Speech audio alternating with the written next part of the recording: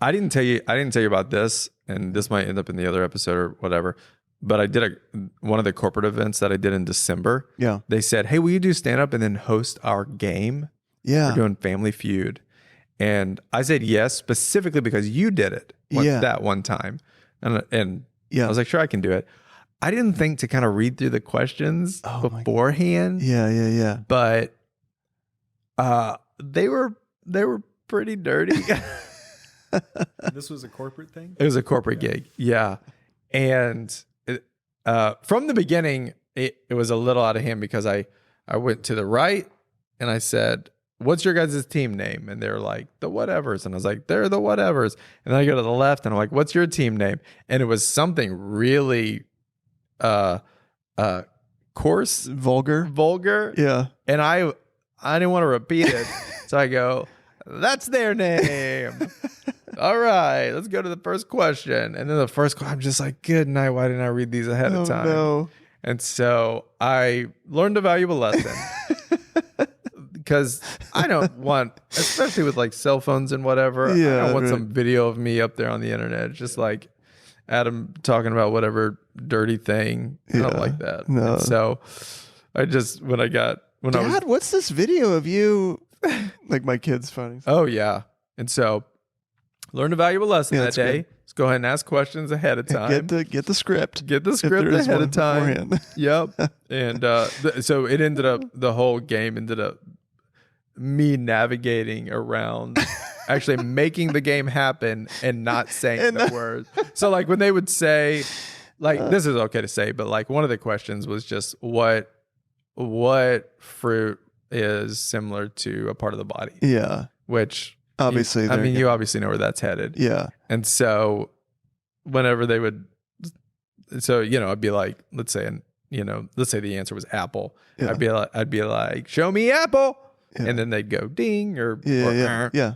But then whenever they got into the inappropriate ones, I was like, show me that.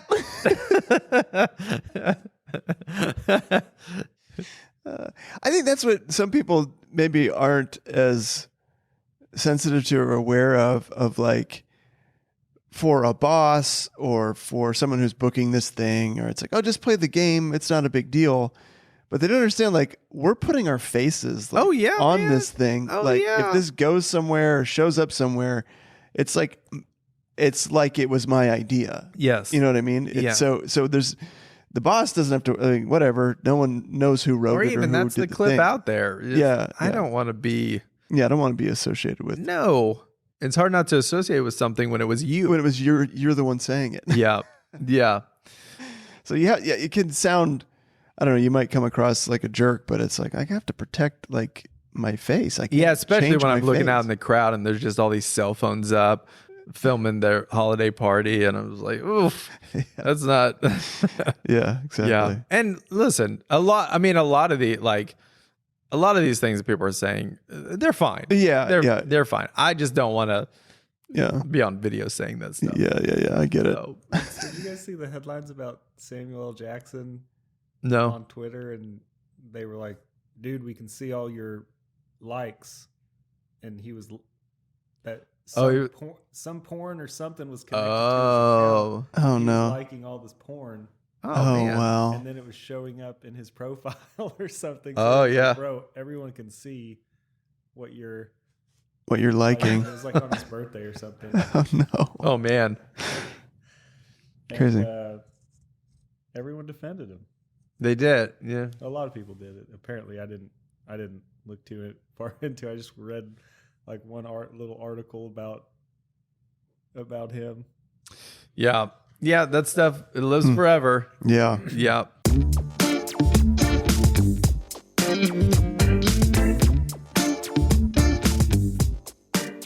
So today, welcome to the podcast. Today, I've invited my good friend Chris Munch to sit in Gary's house, in Gary's living room, to talk about what I think is really cool part of your career is you got invited to open up for a country band. That's right. Yeah. and the Swon Brothers. The Swon Brothers are their names. The Swon Brothers. Swon Brothers. So how did it come about? Yeah, so super nice guys. Zach, one of the Swon Brothers. We're on a first name basis. Zach, my boy Zach, reached out to me and just said, "What up, Zach?" He loved the stuff I'm doing online, and Yep. he's like, "Hey, we've had a lot of success, with doing like comedy and stuff before our shows," and just asked if I would want to, open one of their shows. And I'm thinking, I'm thinking awesome. That's so cool. I'm thinking, next year, whatever. Right. Probably a little club somewhere or something like that. Yeah. And they're like, we got a show this Friday. Oh yeah. I think that was over, this was I think it was like a Saturday or a Sunday or something. Yeah. It was like 6 days away. I was just like, oh wow. And so I'm like, I was excited, obviously, but I was still just like, that's not a lot of time to prepare. And so I know for like someone like you, if someone said, hey, you wanted to come to a show this Friday, you would be like, oh yeah, obviously, no problem. I've already got all my material all figured out. But for me, like the live stuff is there's still a lot You're of still working it out that's going on. And so I have stand up, but the people that know me from my characters, I think would probably be disappointed if it was like, Chris, come do some comedy. And then it's just me doing stand-up comedy. So trying to figure out how to infuse, the characters into my live performances. And so anyways, so they asked me to do this thing, and I'm just like so honored, and it was amazing. And so then I looked at the venue, and the venue holds like 3,700 people. Hello. And I was just like, oh crap. Yeah. Like what's going on? And so it just really, it scared me, just truth be told. I was like, it just made me super nervous. And I was nervous just because I would imagine there's dynamics to working with a crowd, that size. Yeah. And I don't have a lot of experience. I think before that, the biggest crowd I've ever performed from is probably like 2,200 or 2,500, something like that. Which is very big crowd. Also, but I don't know. It just was like, well, how is this going to work and all this kind of thing. And so, but it was really good to like, all right, I gotta figure this out. Yeah. And so they asked you originally they asked you to do 15 minutes, correct? He didn't say. He just said, yeah. And then I think I had asked him, and they said like 20 to 30 minutes would be great. Okay. And I was just like, I thought at the beginning somewhere in there you were like, I can do 15 to 20. Like maybe he said 20 to 30, and then I said 30 is probably a stretch, but I could do 20. That's one thing that I have learned. Yeah. Is people, they think they want longer than they actually want. Sure. Yeah, especially like if you're doing like a church or a corporate. Like some of these corporate events I just did, they were like, once you do an hour of stand up. Yeah, it's a lot. Unless it is just murdering. Yeah. Adam, we talked about this. We did talk about I'm this. sorry. Jeez. The terms are the terms. It's a lot. Yeah. Like even like when I saw John Mulaney, and it was amazing. Yeah. One of the best stand-up shows I've ever seen. I was at it about an hour and a half, and I was like, I am getting tired. Yeah. And he went for an hour and a half, or is that including his opening? No, I think he went for about an hour and a half. Oh my God. Maybe a little less. Yeah. I don't think I could handle that. Even if I'm laughing and enjoying it, it's just I can't. It was so much laughter all the time. Yeah. But right at the end, I was like, I am getting a little tired of laughing. Yeah. So especially I'm nowhere near as funny as John Mulaney. Right, sure. And so for somebody, I'm always like, contractually, you have to, like, if you book an hour, you have to do an hour, and I'll do it. But I'm always asking, would you rather me do like 45? Yeah. And if I can get them down, I'm like, that's pretty good. Yeah. So then I think I said 20. And then he said, at some point, I think he said 15 to 20 would be fine. Because you were originally going to open, and then another comic was coming out. That's right. And then, correct? That's right. Yeah. Okay. Yeah. And then she unfortunately got ill. Yeah, she got and so she wasn't able to come. Yeah. And so then they're like, what was her name again? Heather Land. Heather Land. Yeah, I've seen her on. She's big on Instagram. Yeah. And I was actually really excited to. Out of Nashville. Yeah. I was really excited to meet her, and wasn't able to. But So she gets the flu. You gotta step up. Yeah, so then they just said like 20 minutes. If you could do 20, that'd be great. And so I was like, okay, cool. So you could. I assumed when you were telling me about this. Yeah, it's like we've done a lot of shows together. I thought Chris will just do 20 minutes of stand up. Yeah, but you kind of pushed it. Well, yeah, I feel weird about people saying, "Hey, come," based on some of my work, and they love like, Steven "Well, Stevens. I'm not going to do that work. I'm going to do this other stuff you've never seen before." Sense. So I'm just kind of like, I need to at least bring, and it's just been something I want to do. It's like I have to crack the code on how to like do these characters live in a room and at least attempt it, and see what happens. And so that was really kind of the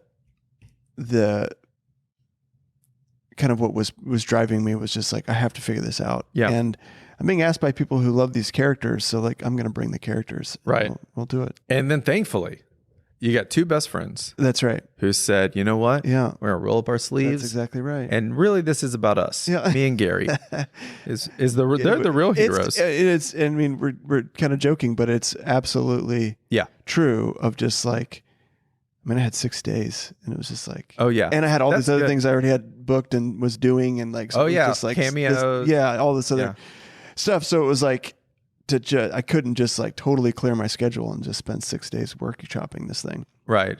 You got this killer podcast. I had all these podcasts. Oh my word. What are you going to do? Yeah. Ugh.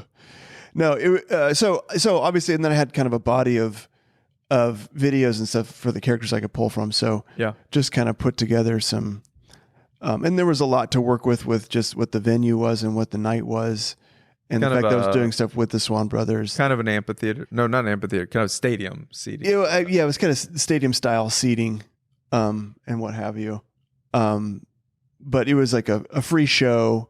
And so one of the jokes that we did with Ricky Rhodes, who's an aspiring comedian or aspiring country artist, was to, say that the Swon Brothers were going to pay me a flat rate, but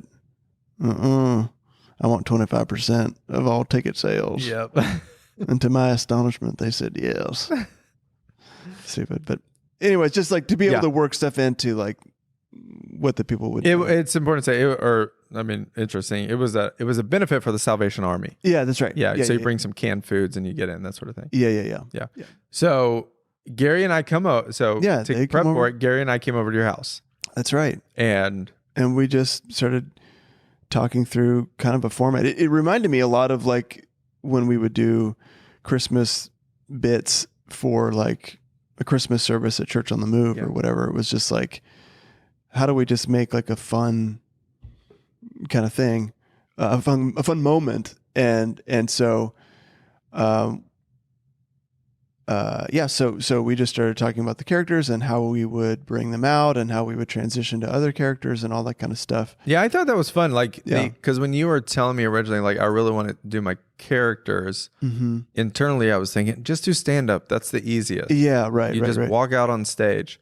But I really liked the, I don't know, what is it? The challenge. Yeah. Being like, okay, how could Chris do these characters when he's already out there and it's not on video? So that was really fun to me. Yeah. So, we just came up with a plan of like, I'll just bring my costumes out and they'll just kind of be behind me. And then that's what it was. When Heather Land, it turned out she wasn't able to come. Yeah. That's when they were like, man, could you do 20 minutes? Yeah. Because were you the only 15. Opener at that point? Because then I was the only opener. Okay. And so that's when I decided, okay, maybe I'll start with more of my stand up. Yeah. And I'll do stand up for like 7 or 8 minutes. Or so, okay. So we get to the show. Yeah. And it, kind of, how was it? Yeah. So, I mean, I get to the show and, it was just a huge room. Right. And I was just like, oh my gosh, this is either going to be like a really amazing night. Yeah. Or it's going to be like this traumatic event is kind of where my mind was going. Right. I was like, oh my, and it's so weird because it was like, I don't know, 45 minutes before I was supposed to take the stage, and you're literally like, is this about to be like this super cool thing, or is this going to be like this really horrible moment where I'm just bombing in front of all these people? Oh yeah. So I did it, and it was good. I felt like I gave them stuff to laugh at. Not everything worked exactly how I envisioned it or whatever. Yeah. But it was. What was the plan? You're gonna do a little stand up. So I do a little stand up, and then I basically just kind of say, hey, I do a lot of characters online, and I just would kind of introduce the character. So I started to talk about the first one I did was Ricky Rhodes. So that's the first one I did. Yeah, started with Ricky Rhodes. He's aspiring country music artist, and then I just turned around, took my jacket off, threw my costume on. Which was what? I had. He has a denim shirt that has an American flag collar. Did you have the denim shirt on? No. So you had to put it on. So this took a while. Yeah, so it took a little bit. Okay. And that was one of the things I was like, I wonder how this is going to work. Like, is it too long to pause? Yeah. And so, anyways, I just turned around, took my jacket off, put that shirt on, and threw on a hat.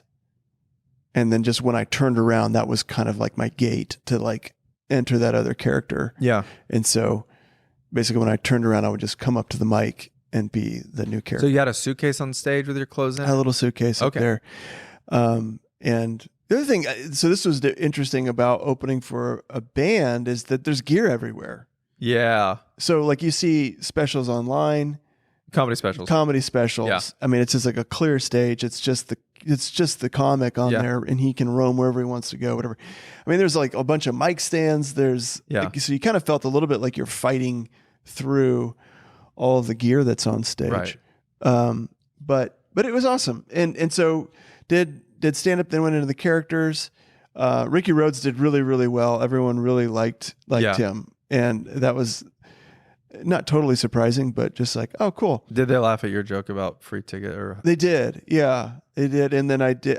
The biggest thing with Ricky Rhodes, and that kind of genesis of the idea of like someone who can't sing basically came years ago at Church on the Move. We were trying to do it for a conference. Oh, yeah. And we could never figure out how to get out of the song. And so like one little joke that worked really well, and I don't think we came up with this. I think I came up with this afterwards, but he does his song and just does like 2 lines. What'd you say? Of course. Yeah. Weren't all the jokes. One of my favorite jokes was one I came up with after you guys were. Yeah. Okay. You guys were gone. Oh, that's interesting. Ooh, weird. Okay. I just mean that. Anyways, it doesn't matter when the joke was, when it was birthed, but no, you got to know. We got to write it down. I'm keeping score. Keeping score here. So tell us the joke. But I finished. I do the song and it's just super short. It's just I'm just a man. This next song is so just like to be able to just stop it, and then just go this next song. Yeah, there it is. I was like, that's not his voice. Yeah. And then that gave me where I could then do another song, and then so I mean I think I did maybe 4 minutes or something of him. Oh, okay. And then maybe it wasn't quite that long. Character. So he was the first character. Do you wish he would have been your last? Honestly, it was probably better that it went that way because Pastor Bobby did okay too. So for context, this is also in Muskogee, Oklahoma. It's in Muskogee, Oklahoma. Very rural, area. Yeah, rural area. I mean, it's a big little town. Like that's how I would describe it. Yeah, and then it's a country band, and these guys are from Muskogee. Is that right? So this is like their hometown show. Yeah. Okay. Yeah, it was cool. Okay. All right. So anyway, did Pastor Bobby next, and then finished with Steven Stevens.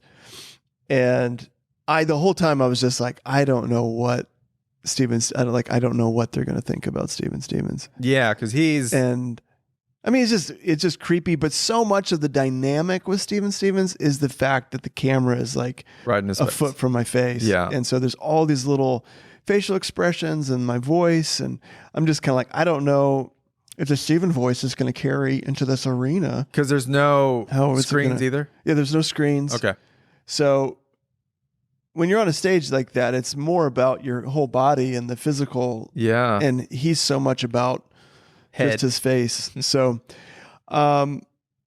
So, yeah, I wouldn't say the Steven part went well. Oh. I would say so maybe the learning is like, okay, I need to think about this more. Which Steven Stevens is your most popular He character. is my most popular character. But in this setting.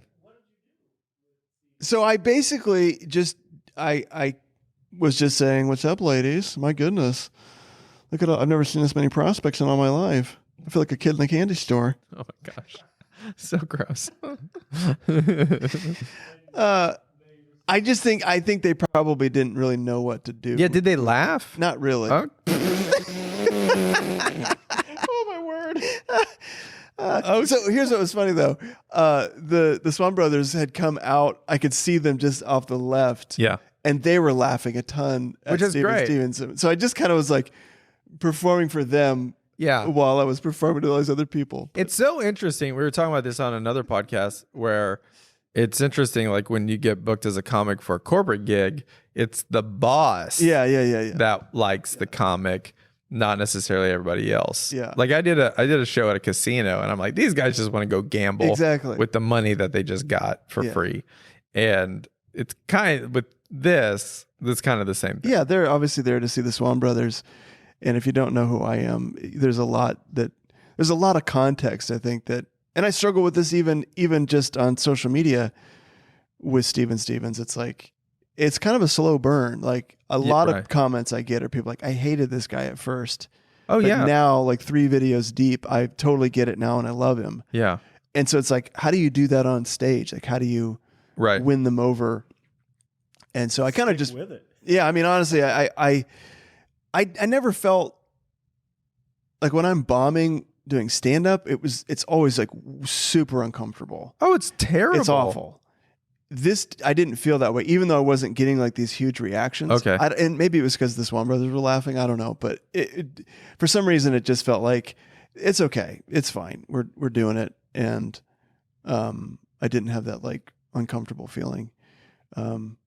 And so, yeah, so the learnings to me were just like, I think setting up the characters is really important. Right. Yeah. In between, I think I should show like videos and then have video segues into the character so I can change my clothes. If you were performing this in a church, that would work really well because that's like very like in line with like what a lot of churches do as far as like a video back to you. That's yeah. Because I'm just kind of like I go to a mic.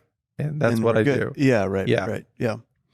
And I for me, like the costumes are really important. Yeah. And so I hated not being able to like Pastor Bobby, I didn't get to wear like my huge khaki pants. And, you know, my tennis shoes and like, so it just feels like I have like half the costume on, which for me as an actor, I just feel like I'm naked in some ways of just like, well, I'm not like, I can't fully embody this guy until it's like, I'm all there, but okay. How did you get out of Ricky Road into Steven? So Ricky Rhodes, I just sang another song.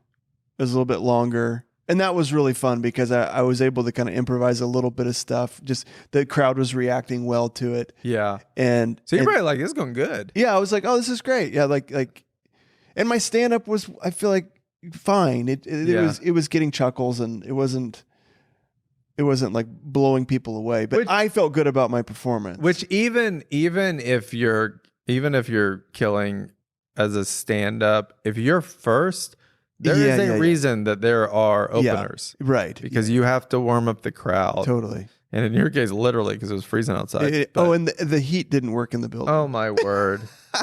That's the thing about stand-up, man, or comedy. Like there are so many things that can go wrong so easily. When I filmed my it's very fragile. When I filmed my last special, just in the middle of the show, a cook, because it's in a ballroom that's connected to a cafe.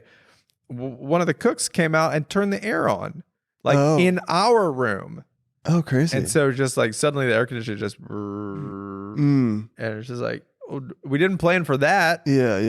Yeah. So you didn't plan for the heat not to be working. Yeah. So it was but you asked me how did I get out of? Yeah, how'd you get out of Ricky Road? So out of Ricky Road's actually he was the easiest to get out of because I just said thank you, Muskogee. Yeah, and they clap. Yeah, so they clap, and then I go back, take those clothes off, introduce the next character, then go put my clothes, the new costume so you're on, like, and then I next, turn around. This next guy's Steven. He's looking for a date. Unfortunately, he thinks he's super attractive, but unfortunately, the harder he tries to get a date, the more awkward he makes everybody else feel. Okay. And so here's Steven Stevens. So you did it, and it's not so good. The Steven Stevens part? Yeah. Yeah. It was, I think what I was feeling from the audience was more of like, just not sure what to do with this. Okay. All right. And I was trying to create punchlines just with, ma'am, is that your husband or your dad? But you're taken. Okay. Well, call me Liam Neeson because this gal's taken. Okay. Yeah. Just stuff like that. And it just nothing. They didn't really know. Did you bail on it early? I don't think I bailed on it early. I'm trying to remember. I feel like there was a part of it that I forgot or something. Like I remember feeling like I couldn't. Yeah. It's hard for me to remember stuff when it's not going well. I just like my mind just starts to betray me. Yeah. Start to panic. I think that's what it is. It's like so distracting. Yeah. When it's like, oh, they're not laughing in this, and so it's like really hard to like. Yeah. And it's just something I have to get better at and grow in because it's like your mind is going, this sucks or whatever. So you get out of that. I didn't feel that though that night. Okay. I felt that before, but okay. Yeah. So then I got out of, so the end of Steven Stevens, I just said, I'm Chris Munch. Thank you guys so much. And they, applauded or whatever. Wait, what about Pastor Bobby? Oh yeah. So Pastor Bobby was second. Oh, I'm sorry. So you went Ricky Road to Pastor Bobby. To Pastor Bobby. So you go from Ricky Road to Pastor Bobby. So same way with Pastor Bobby. You get out of Ricky Road. Yep. Thanks, Muskogee. And then you're like, what was your setup for Pastor Bobby? I said I'm a Christian, and so I'm approaching this. Did you get any woo? No. That's pretty. Isn't that surprising? That is pretty surprising in Oklahoma. Yeah. I don't know that I said it in a way that would have elicited a response. I'm a Christian, so no. Okay. No. I just was basically saying my perspective of kind of Pastor Bobby. I was a little nervous that they would think I was trying making fun of them. Yeah. A smaller town. Okay. What? So how did you set up Pastor Bobby? What did you say? I just said, what did I say? Oh, I said he's a pastor who is kind of a, he's a pastor who can, like any good pastor, can make a message out of anything. Okay. I think was kind of like my setup. And how did he go? He did okay. Okay. He didn't do as well as I thought he was going to do. Okay. But he didn't do bad. So you go from Pastor Bobby. How did you get out of him? Isn't that good?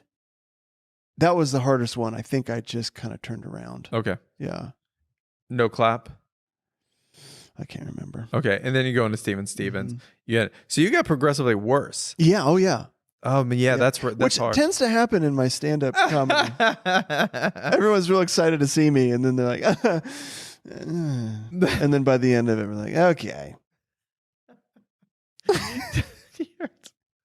Because comics are trying to build to the end. I know, that's the thing. Yeah, I've never been able to figure out. You're doing it different. You want to do it different. You want to be like, yeah.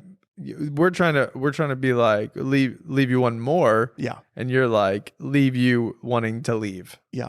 That's what I want you to be like, all okay, right. I'm done with this guy. So you get off stage. Do you have I'm Chris Munch and you do you have to introduce the Swon Brothers or they just come out? Yeah, no. So there was an MC that introduced me. Oh, that's great. Okay. Yeah. Did he say anything about you before you took the stage? I gave him a little bio to say. And it helped? I mean, I don't know. No, not so much. Nothing. I don't know that it would have made a difference. Okay. All right. Were you able to say you can follow me? I didn't. Saw that coming. Told you to do it, but knew you wouldn't. Yeah, I don't remember why I didn't do it. Because you were probably thinking, because you're thinking about the show. Yeah, I get it. Yeah. So what is your big takeaway from it? So first of all, so glad I did it.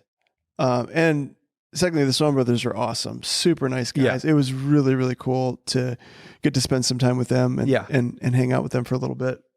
Really, really, really nice guys. You guys both like the Lions. And they're Lions fans. Big Lions so fan, that was a huge connection point for us. But yeah, I left there just really respecting them, like what they do. Okay. And you know, I don't know. Hopefully, I can do another show with them at some point because I really enjoyed. Start strong and just kind of. No, they got better as the night wore on. It's interesting. Maybe I should talk to them about that. How do you do that? It'd be amazing if you came back here like, you know what's interesting? They do it different. They like to end big.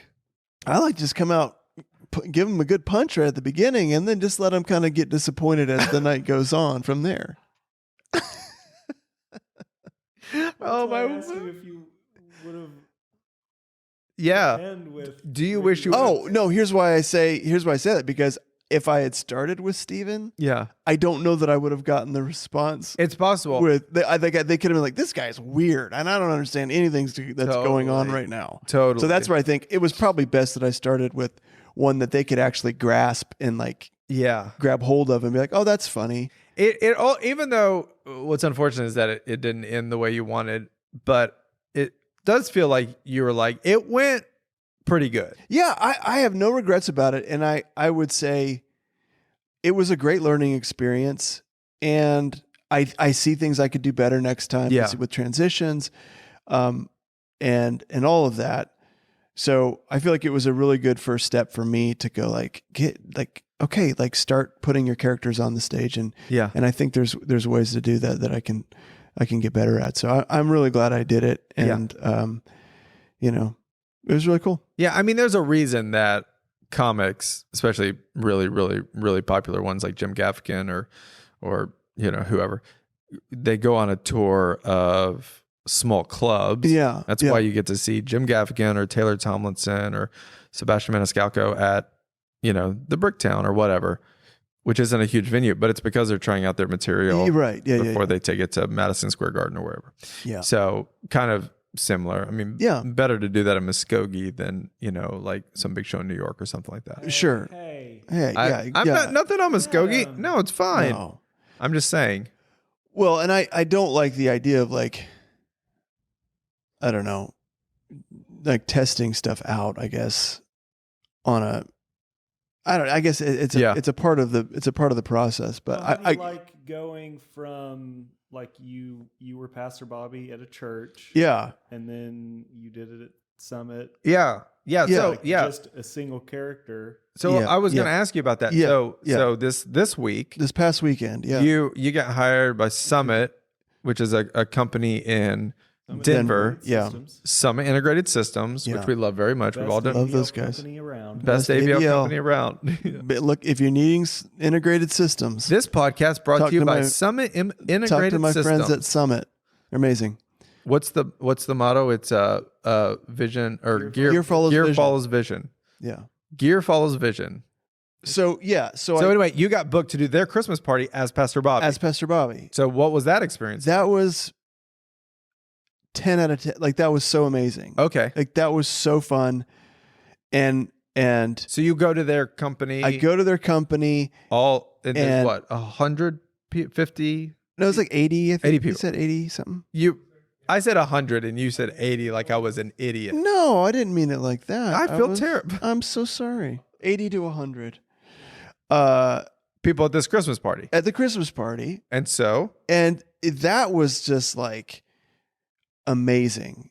It was a smaller room. Everybody was kind of packed in the tight, little tiny stage. Right. And then there was a lot great audio system. The systems were ironically not a great audio system. It's weird. There was connection points where I could connect with them because I'm able to make fun of their boss, or I'm able to. Yes. And so that was just so fun. Yeah. And it just felt like they were with me. Some of pretty them much you right literally from the know. beginning. Like some of them were, already knew. So a lot of them, I had done that character for some, like, I think some internal videos or something for them. So they kind of knew a little bit about the character. So what did you do? So what I did was I had them introduce me like straight. Like, we had a pastor that we've worked with in the past, and we invited him to come and share some stuff with you guys tonight. Just, I think this is going to mean a lot to you. So, give it up for Pastor Bobby. Were and you so sitting there? Yeah, I was at the back of the room, and then I just run up, and then I just play it straight. Just, man, what an honor it is to be here. And so excited. Yeah. They've got like a real trendy, cool room. And so I'm like, this facility is incredible. Man, this facility is incredible. You guys don't have the carpet in yet. And they have like concrete floors on purpose or whatever. It's like, once you get some paint on these walls, get some of this concrete covered up. Yeah, right. You guys are off to a great start. This is beautiful. That's just great. I like when there's stuff to like connect with. Yes. That they all know. There's also an expectation.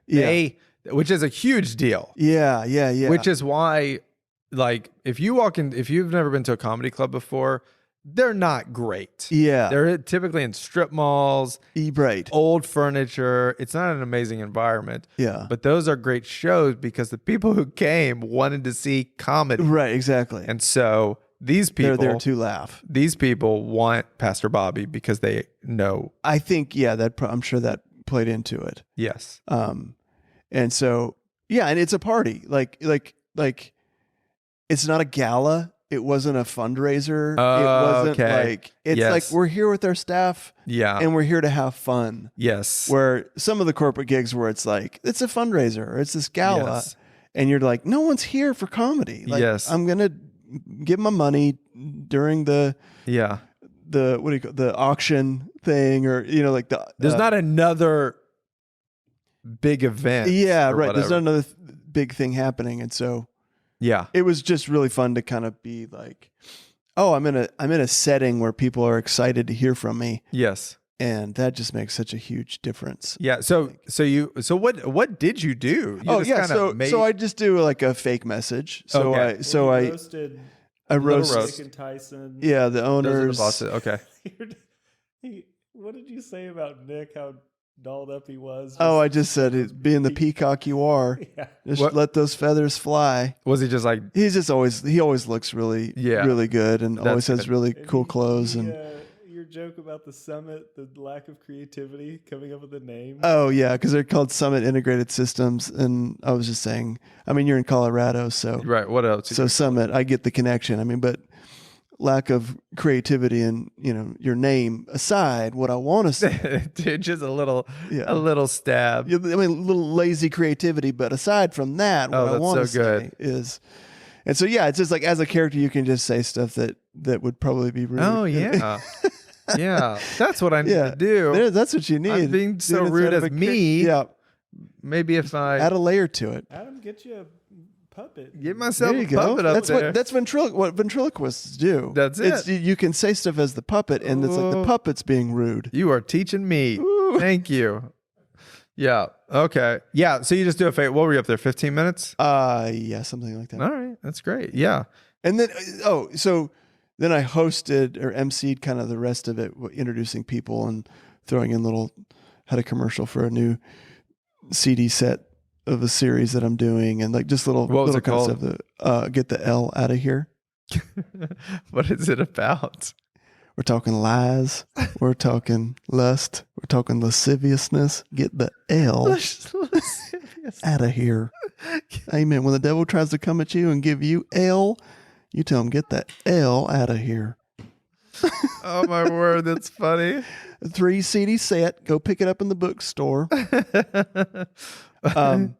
But so this was, I was at a church where I did Pastor Bobby, and kind of a similar thing. Yeah. Where it was their Christmas party, and kind of did the same thing. That was a few weeks ago. Yeah. Roasted some of their staff, and then did like a fake sermon. Yeah. And then I helped him with a game as Pastor Bobby. Woo. Afterwards. Yeah. And that was a learning for me, because I probably would go, okay, if I ever get asked to do that again, I would say, I'll host it as myself, but I'm not going to do it as a character. It was just hard. It was just hard because where like just everyday banter, you could make funny. Yeah. But like I was working with their pastor, who he was great. But he would just ask me questions, and I was always like, not sure. Are you asking me as Chris? Or are you asking my character? Ooh, yeah. And so like, because I think he asked me about like my family or something like that. Yeah. And it was kind of like, do you want me to answer like real, like, so anyways, it was interesting. It was a little, that kind of stuff was like, I actually, and Lisa told me, my wife afterwards said, was like, I think you could have been funnier if you weren't in character. Yeah. It would have been easier to just have fun. Yeah. And so yeah, that was a learning, but I don't know if that's interesting at all. No, I think it's interesting. Yeah. A lot of this is, you do get a lot of, we do get a lot of people are just like, hey, we do stand up. And then will you also, you do this thing? And it's easy in the moment, especially when they're booking you or it's a potential booking, to be like, yeah, sure. You got to take a minute. Oh, sure. To be like, let me think about that. How that would work. And well, I think the difference too in even our careers, like with stand up, is a little bit more of like a structured, I mean, it's more of like a legitimate art form, and there's clubs that are stand up clubs. Right. But like a character coming and doing something. Yeah.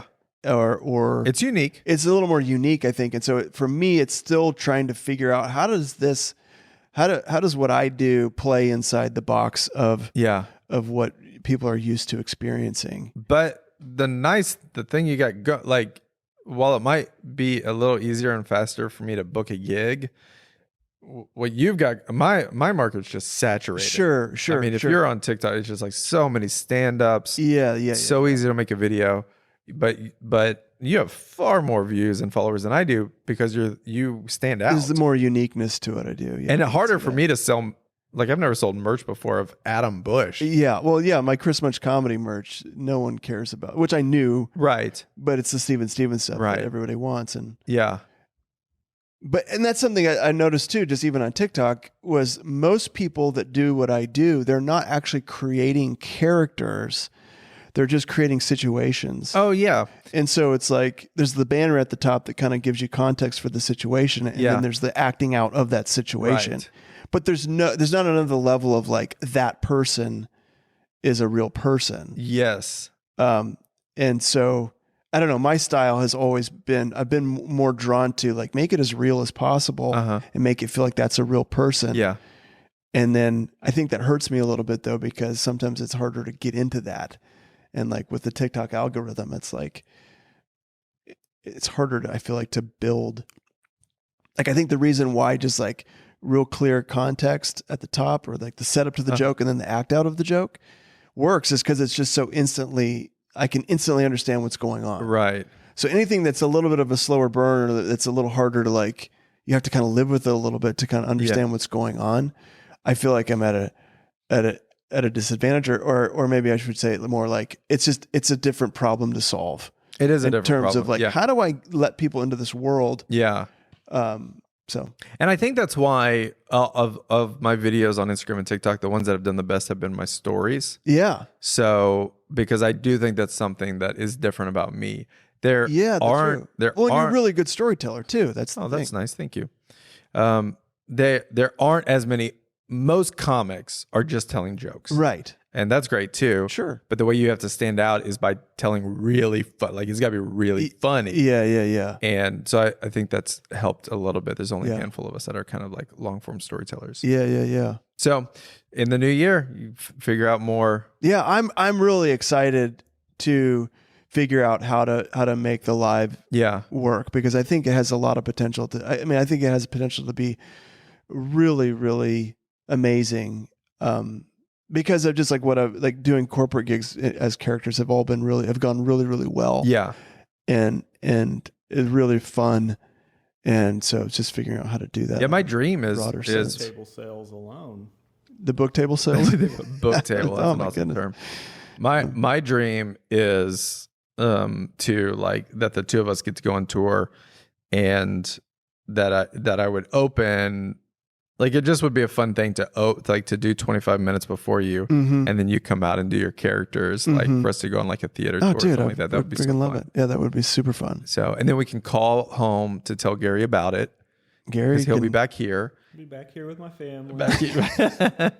sleeping in my own bed. Yeah. Working from home. Oh, dude, that is. I mean, Oh man, yeah. I didn't talk about it on the other podcast, but one of the standout things about, I don't think you've experienced this as much, but like being on tour, I didn't realize how lonely it would be. Oh yeah. Because you end up with this. I mean, a comic only works for a couple hours a night. Yeah. And so you get the whole day. And Yeah. even though I have work to do, Yeah. it's like I'm waking up in like a hotel or a cabin in the woods or a condo or whatever. Right. Yeah. And I'm just trunk of somebody's car. the trunk of someone's car.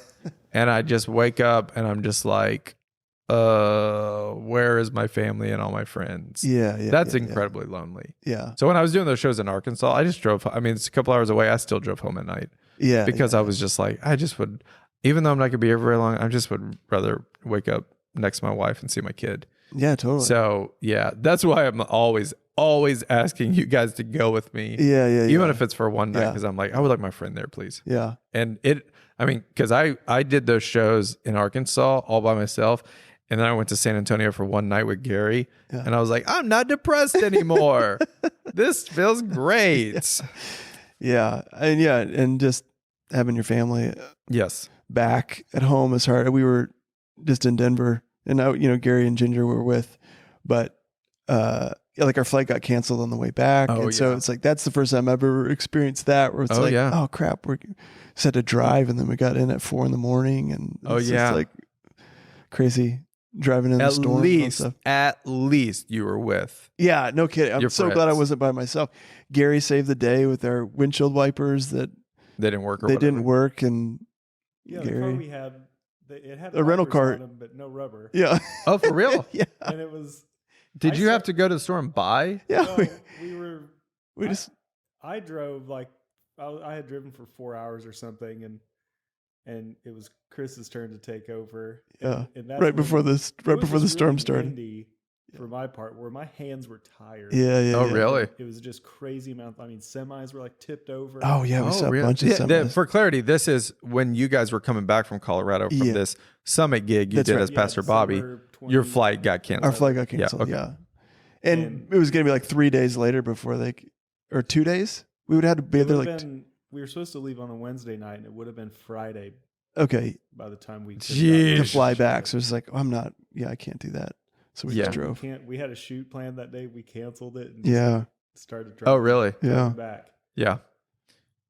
And so that's Anyways, yeah. that's I mean, But the travel is a huge part of. it's a It's a yes. huge part of Oh, the difficulty of doing this kind of and stuff. it's amazing. Like a younger me, really, like if I'm in the air, I would go on trips by myself. Yeah. just because I loved experiencing things.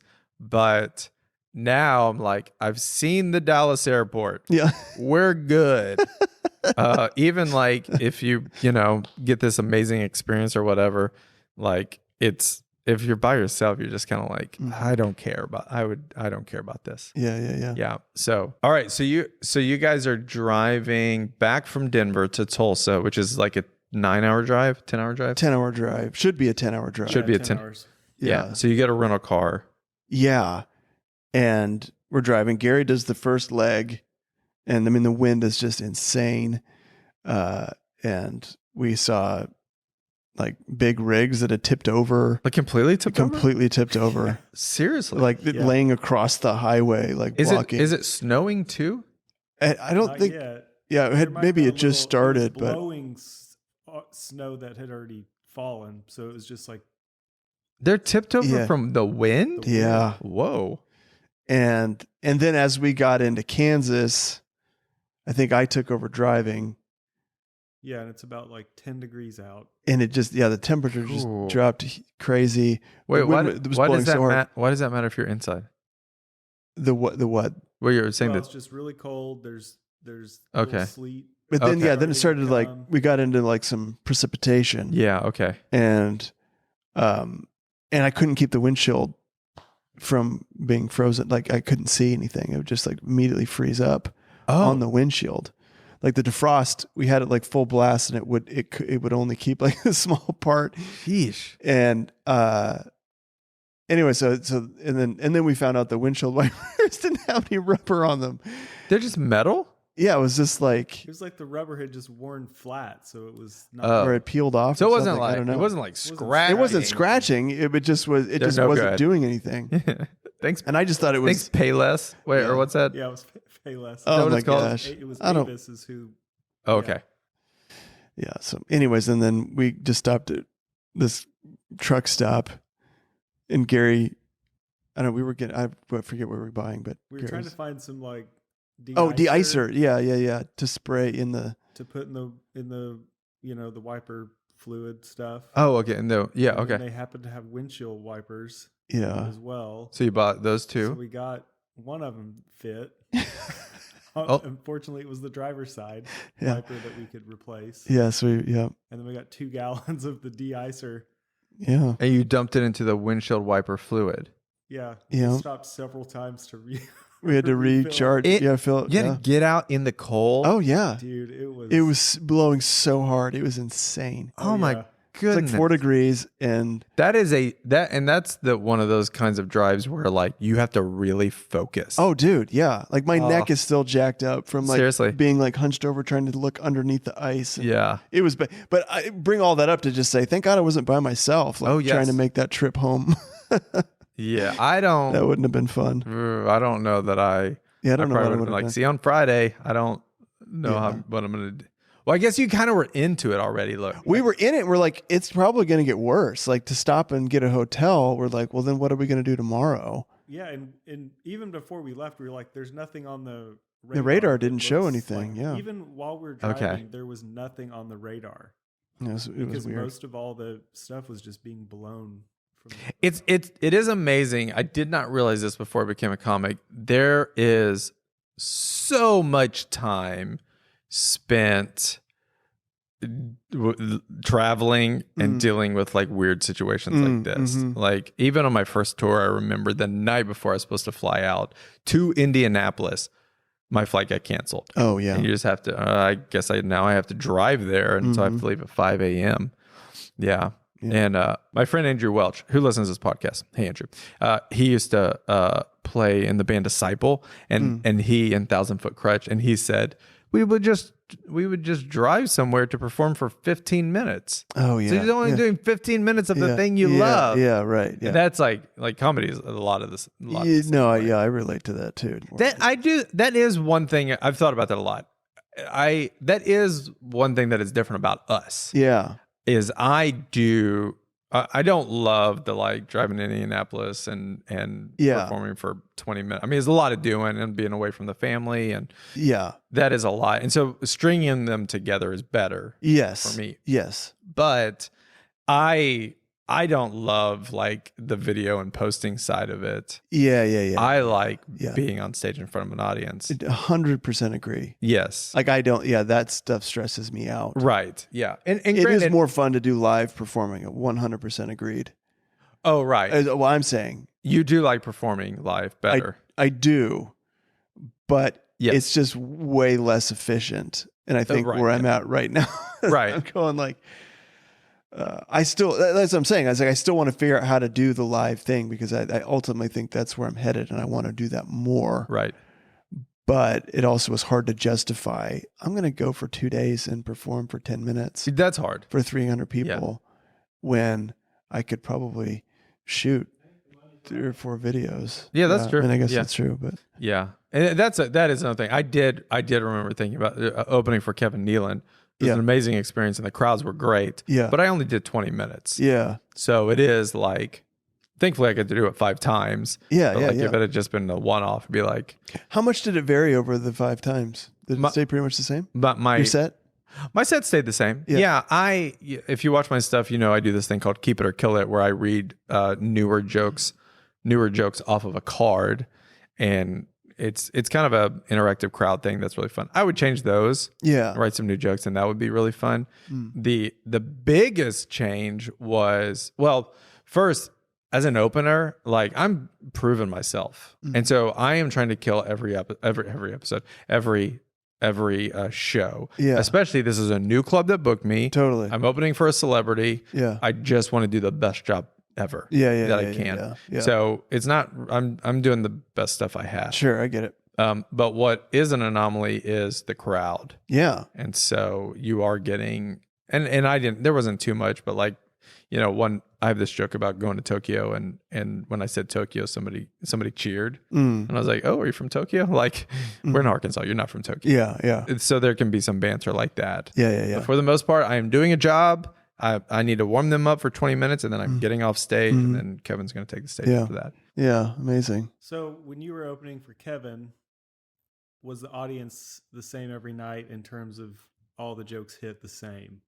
No, they didn't all hit the same, but I did find that I was able. Oh, this is true. But to also go back to your question, Chris, the set did get better as those shows went on, because there was this one little pocket of jokes that just didn't hit very well the first night, and then I adjusted it the second night, and it got better.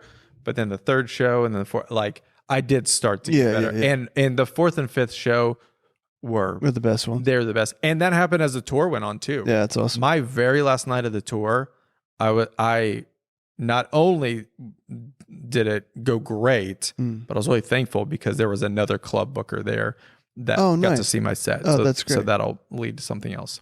So that's awesome. Yeah. Every once in a while I get, but with this, I don't know if you're like this as well, but like with your like jokes that are like, that do really well, they pretty much always do well. Every once in a while you kind of have a weird fluke, but no, it's pretty good. Yeah. It's awesome. So, that's awesome. Is this our last episode for the year, or do we have another? No, one? I think this is probably a first-ish episode of the new year. Oh, this is the beginning of the. Yeah, this would be the beginning. Oh, of the year. okay. Yeah. I think our last one we did a looking back at the year. Do you remember that? Oh, okay, I do remember. That'll be probably our last episode. I just hope we spoke with gratitude. Oh, on the last year. We should. I just feel like I don't know. I feel like even the way I talk about things sometimes, like I feel like it's really the kind of critique in like artist side of my brain that like I'm trying to make everything better. Yeah. And sometimes I don't even realize how like petty I sound of like let's just hit the brakes here and just go, I'm freaking doing what I love to do as a full-time job. And how freaking amazing is that? Oh, yes. Yes. So I hope I don't ever sound like I'm complaining. It is just more of like the fun of trying to figure out how to solve different problems. But that is underneath a huge banner of gratefulness and gratitude. And so if you've watched any of my videos or anything this year or supported me in any way, thank you so much because I'm getting to do the things that I love to do. And I appreciate that. Yes, I second all of that, especially if you've booked me. I so appreciate it. Yeah. And the worst shows are still amazing. Yeah. Even to be able to do this professionally is a real gift. Totally. In one way or another, for years have kind of talked about just a dream of us being able to perform. And even our previous job at the church was amazing. Yeah. And is really a lot of the foundation of where we came from. Definitely. I wouldn't be a comic if it wasn't for that time at the church. Totally. And I'm thankful for every bar show, every church, every big show, every corporate event, everything. Because people don't get to do this. No, yeah. So, yeah. All right. Well, Gary, you want to say anything? I'm not very thankful. Then we're going to title this episode. I don't episode. have anything to recover from because I'm not as cynical. Is that true? No, I'm probably. You're pretty cynical. I don't know. Gary did. Gary, you take Gary on the road, even if the show is good. You'll find out where it wasn't. You'll find out what wasn't good. But Gary did write a new joke for me on one of these last shows, and been closing with it, and it's killer. So. Yep. We all need some Garys. I right. wish all of you could have a Gary in your life like we do. We do. Thanks for watching. If you like the podcast, then share it. That really helps us. You can also comment and review and give us the old 5 stars. Yep. And then you can follow both of us at Hey Adam Bush or at Chris Munch Comedy. Chris Munch Comedy. He's got a lot of merch, lot of Steven Stevens and character merch. Personalized messages if you want me to Cameos. say hello to somebody or wish them a Merry Christmas or wish them a happy birthday or whatever. As one of your characters. As one of my characters, I do that. That's a lot of fun. Yep. All right. And I'm hoping to book more stuff this year. Yes. Do a lot more live I'm also stuff. hoping that you book more stuff and take me on that stuff. Yeah, it would be great. Yes. It would be so much fun. So anyways, chicken butt. Love you all. You did it.